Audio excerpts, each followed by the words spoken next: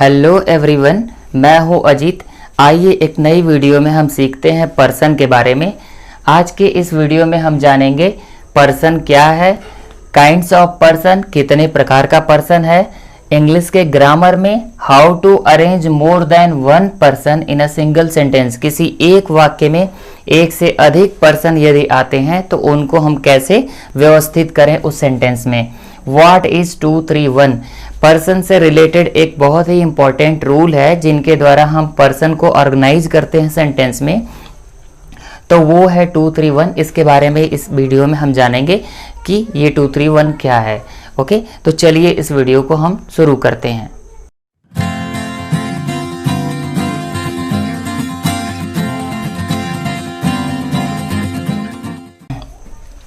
तो सबसे पहले जान लेते हैं what is person in English. Person एक ऐसा माध्यम है जिसके द्वारा हम वर्गीकरण करके किसी सब्जेक्ट अथवा ऑब्जेक्ट की पहचान करते हैं। किसी सेंटेंस में प्रयोग किए जा रहे सब्जेक्ट अथवा सेंटेंस में प्रयोग किए जा रहे ऑब्जेक्ट को हम कुछ भागों में वर्गीकृत करके उनकी पहचान करते हैं पर्सन के माध्यम से। तो आइए हम देखते हैं कि इनके वर्गीकरण क्या है। हमारा सेकेंड पॉइंट है भी काइंड्स ऑफ पर्सन।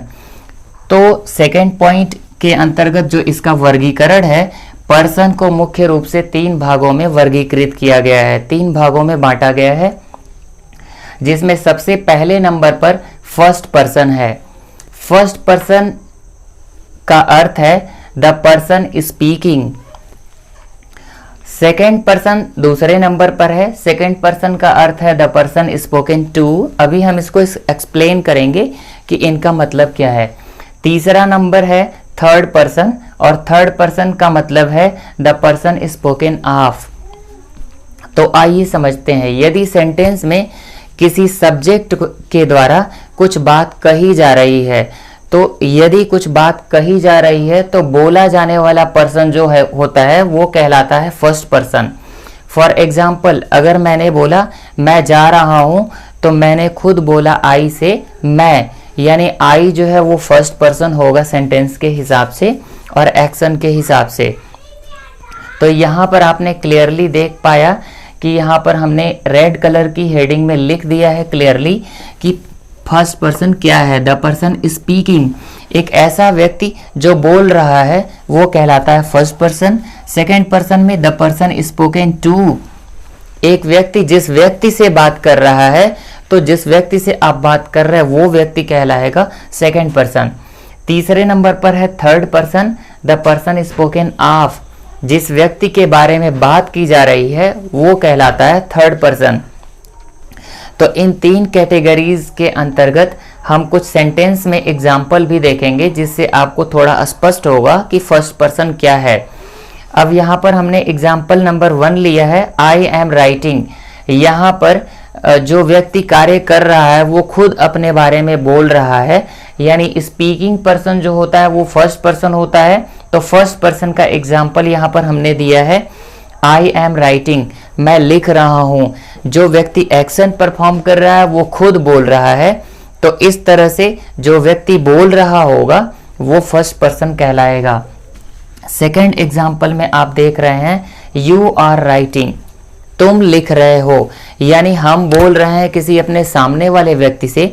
तो जो हमारे सामने व्यक्ति हैं, जैसे हमने अगर कहा कि आप लिख रहे हो, आप पढ़ रहे हो, तो हमने जो भी बात की है वो सब आपके बारे में की है। तो आप सुनने वाले व्यक्ति हैं, आपसे बोला जा रहा है, तो जिससे बोला जा रहा होगा वह सेकेंड पर्सन कहलाएगा इंग्लिश ग्रामर में। अब हम बोल रहे हैं तो बोलने वाला फर्स्ट पर्सन, आप सुन रहे हैं तो आप सुनने वाले सेकेंड पर्सन कहलाएंगे। लेकिन अगर हम आपसे किसी तीसरे व्यक्ति की बात करते हैं तो वो तीसरा व्यक्ति थर्ड पर्सन इंग्लिश ग्रामर में कहलाएगा। थर्ड पर्सन में है द पर्सन स्पोकन ऑफ, मतलब कि जिस पर्सन के बारे में बोला गया वो थर्ड पर्सन कैटेगरी में आता है। तो थर्ड पर्सन में यहाँ पर हमने एग्जाम्पल 1 लिया है, he is writing. He is writing, वह लिख रहा है। तो यहाँ पर हमने किसी सामने वाले व्यक्ति से बात की है किसी तीसरे व्यक्ति के बारे में, वह लिख रहा है। तो तीसरा जो भी व्यक्ति होगा वह यदि पुरुष है तो फॉर एग्जाम्पल पुरुष के लिए हमने यहाँ पर ही का प्रयोग किया है, तो यहाँ पर ही की बात की जा रही है, इस वजह से ये थर्ड पर्सन है। क्लियरली हम यहाँ पे समराइज करते हैं पर्सन के बारे में एक बार पुनः।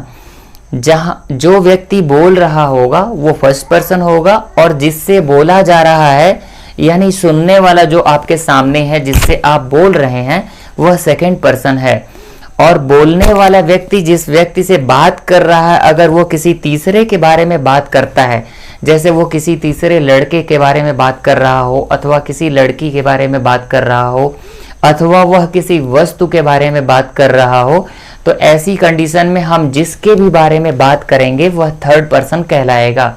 बोलने वाला फर्स्ट पर्सन, सामने जिससे बात हो रही है आपकी वो सेकंड पर्सन है, और जिसके बारे में बात हो रही है वह थर्ड पर्सन होगा। तो इस तरह से हमने तीनों एग्जाम्पल तीनों पर्सन्स के यहाँ पर दे दिए हैं। 3 पर्सन्स के अलावा इंग्लिश के ग्रामर में कोई और पर्सन नहीं है। इन 3 पर्सन के अंतर्गत और भी कुछ कैटेगरीज हो सकती हैं, जो कैटेगरीज एक वचन तथा बहुवचन की हैं। जैसे फॉर एग्जाम्पल मैंने बोला जो व्यक्ति बोल रहा है वो फर्स्ट पर्सन है, तो बोलने वाला व्यक्ति अगर अकेले है तो वो फर्स्ट पर्सन सिंगुलर नंबर में है। अगर बोलने वाला व्यक्ति अपने टीम के साथ है, 2 या 2 से अधिक लोगों के साथ बोल रहा है, तो ऐसे कंडीशन में ये बोलने वाली पार्टी, जो बोलने वाली टीम है, ये फर्स्ट पर्सन बहुवचन कैटेगरी में होगी। Okay, first person plural number. तो बोलने वाला व्यक्ति अगर अकेला होगा तो वो आई इस्तेमाल करेगा, अर्थात फर्स्ट पर्सन सिंगुलर नंबर में आई इस्तेमाल होता है। जब भी आप इंग्लिश में कुछ बोल रहे हैं तो बोलने वाला व्यक्ति खुद अगर अकेला है तो खुद के लिए वो आई का प्रयोग करके बात करेगा।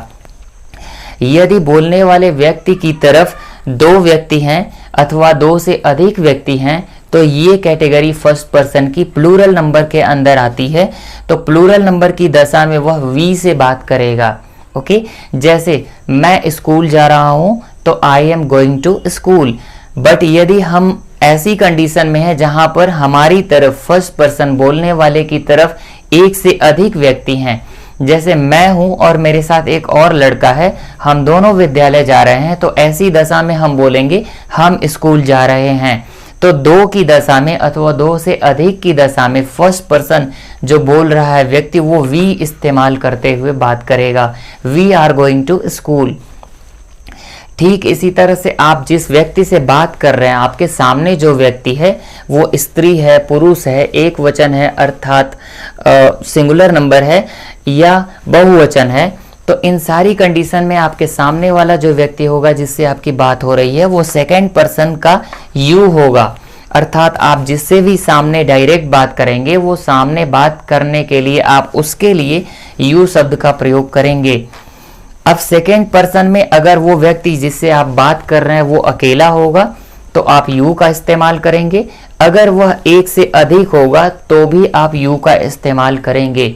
यू एक वचन के साथ भी प्रयोग किया जा सकता है और बहुवचन के साथ भी प्रयोग किया जा सकता है। सिंगुलर नंबर प्लूरल नंबर दोनों का रोल हैंडल कर सकता है यू।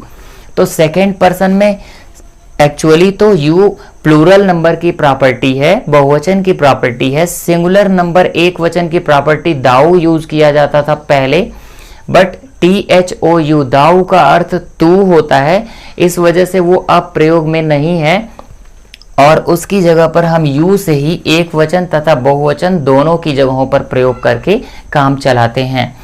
तो अगर आपको डिसाइड करना हो यू के लिए किसी तरह का हेल्पिंग वर्ब किसी प्रकार के सेंटेंस में, तो यू बहुवचन है, चाहे आप एक व्यक्ति के लिए प्रयोग करें चाहे अधिक व्यक्ति के लिए प्रयोग करें, लेकिन आप दोनों कंडीशन में प्रयोग कर सकते हैं। सेकंड पर्सन का यू आप एक के लिए भी अधिक के लिए भी लगा सकते हैं, बट हेल्पिंग वर्ब लगाते समय आप ध्यान रखेंगे कि यू के लिए जो हेल्पिंग वर्ब चुनेंगे वो बहुवचन वाली हेल्पिंग वर्ब लगेगी।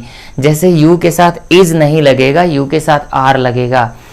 जैसे फॉर एग्जाम्पल अगर आपको बोलना है तुम जा रहे हो तो यू इज गोइंग गलत है, यू आर गोइंग होगा।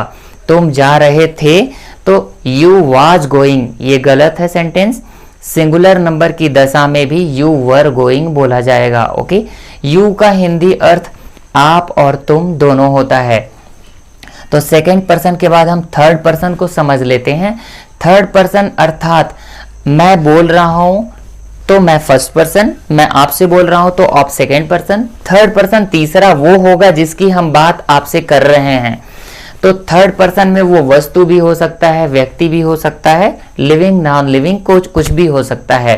तो थर्ड पर्सन में क्या है, आइए हम लोग देख लेते हैं। थर्ड पर्सन में ही, सी, इट।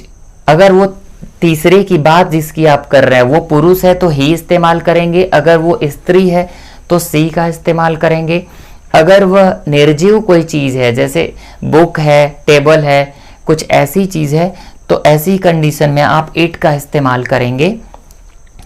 अगर उनकी संख्या, जिस तीसरे व्यक्ति की आप बात कर रहे हैं उनकी संख्या एक से अधिक है, मतलब वह बहुवचन में है, अगर बहुवचन में है तो उसके साथ आप दे का इस्तेमाल करेंगे।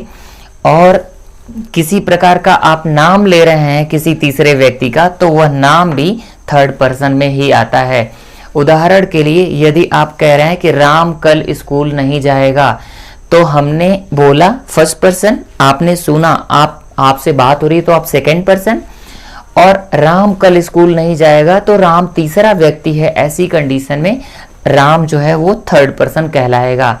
तो थर्ड पर्सन में एक वचन अगर होता है तो ही, सी, इट लगाएं, बहुवचन होता है तो दे लगाएं, अथवा किसी प्रकार का नाम है तो नाम लगा सकते हैं। तो इस वीडियो में आप यहाँ पर अभी समझ पाए फर्स्ट पर्सन, सेकंड पर्सन और थर्ड पर्सन क्या होता है उदाहरण के साथ। यहाँ पर हम पर्सन को समझने के दौरान एक चीज और समझते हैं।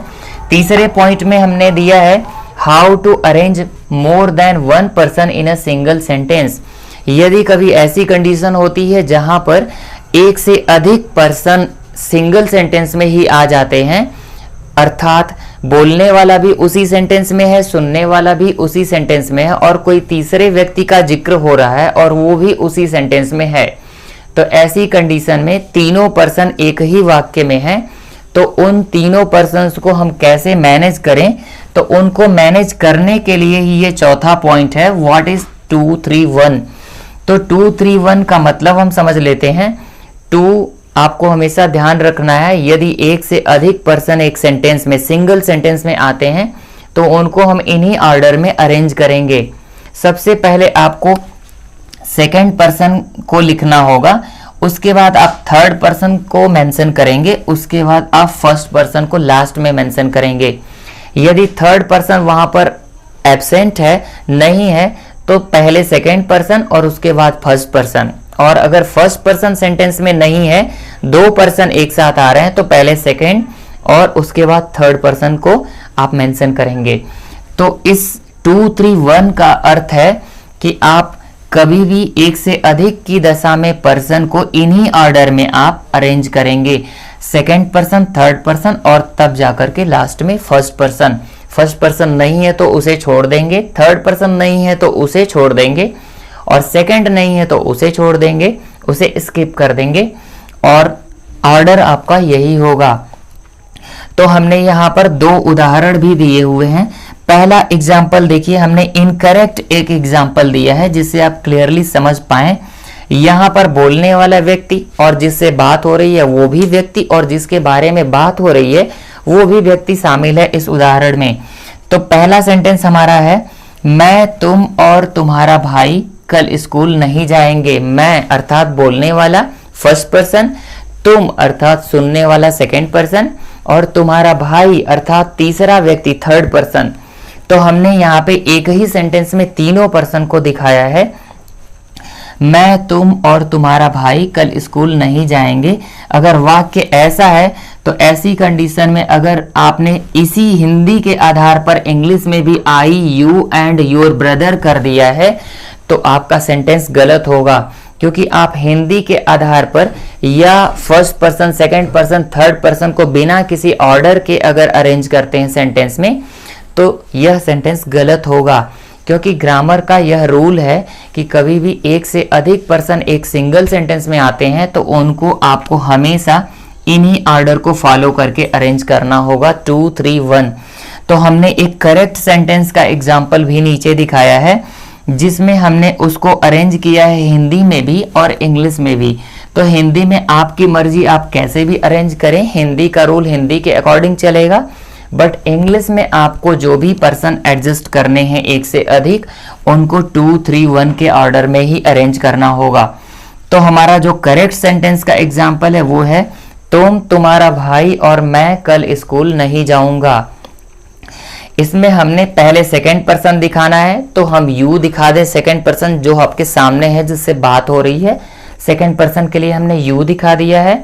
उसके बाद यहाँ पर थर्ड पर्सन दिखाना था आपको, तो थर्ड पर्सन जो तीसरा है उसको दिखाएं।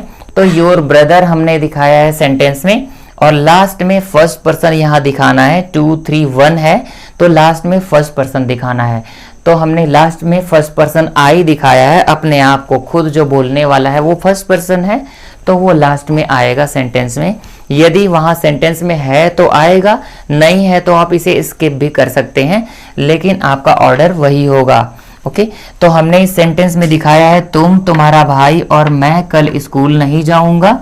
हमारा सेंटेंस यहाँ पर इंग्लिश में होगा, you, your brother and I will not go to school tomorrow.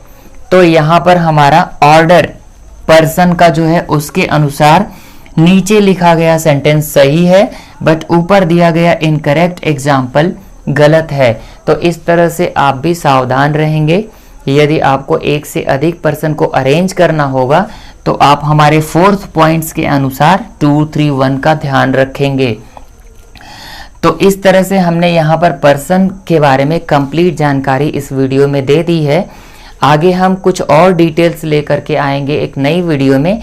तब तक के लिए धन्यवाद। मिलते हैं फिर अगली ही वीडियो में आपसे। आपको अगर किसी भी प्रकार की जानकारी और लेनी हो, किसी और टॉपिक पर वीडियो बनानी हो, ग्रामर अथवा इंग्लिश से रिलेटेड, तो आप हमें कमेंट कर सकते हैं। तब तक के लिए बाय।